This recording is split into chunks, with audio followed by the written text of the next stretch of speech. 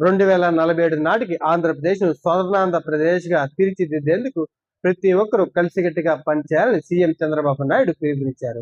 రాష్ట్రం అభివృద్ధి చెందాలంటే ప్రభుత్వం మాత్రమే కాకుండా ప్రజలు, యువత, ఉద్యోగులు, వ్యాపారులు, రైతులు అందరూ భాగస్వామ్యం కావాలని ఆయన చెప్పుకొచ్చారు. సులభంగా చెప్పాలంటే 2047 నాటికి అభివృద్ధి చెందిన సంపన్నమైన సాంకేతికంగా ముందున్న రాష్ట్రంగా మార్చడమే స్వర్ణాంధ్రప్రదేశ్ లక్ష్యమని చంద్రబాబు నాయుడు చెప్పుకొచ్చారు. దీనికోసం రాష్ట్రంలో మౌలిక సదుపాయాల అభివృద్ధి, ఎక్కువ ఉపాధి అవకాశాలు, వ్యవసాయ రంగంలో బలోపేతం, టెక్నాలజీ, ఏఏ రంగాల్లో పురోగతి, పరిశ్రమలు, పెట్టుబడులను ఆకర్షించడం, యువతకు నైపుణ్య శిక్షణ, మెరుగైన పట్టణాలు, గ్రామాభివృద్ధి, ప్రజల జీవన ప్రమాణాలు మెరుగుపరచడం వంటి అంశాలపై దృష్టి పెట్టాలని ప్రభుత్వం భావించింది.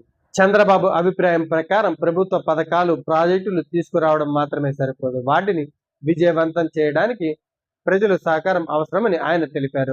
ప్రతి ఒక్కరూ తమ బాధ్యతను సక్రమంగా నిర్వర్తిస్తే ఆ అభివృద్ధి వేగంగా జరుగుతుందని ఆయన చెప్పుకొచ్చారు. 2047లో భారతదేశానికి స్వాతంత్రం వచ్చి 100 సంవత్సరాలు పూర్తవుతుందని, అప్పటికి దేశాన్ని అభివృద్ధి చెందిన దేశంగా తీర్చిదిద్దాలనే లక్ష్యంతో కేంద్రం కూడా ముందుకు వెళ్తుందని ఆయన చెప్పుకొచ్చారు. అదే సమయంలో ఆంధ్రప్రదేశ్ కు కూడా దేశంలోని అత్యుత్తమ అభివృద్ధి చెందిన రాష్ట్రాల్లో ఒకటిగా నిలపాలన్నది స్వర్ణాంధ్ర 2047 లక్ష్యంగా ప్రభుత్వం పెట్టుకుంది.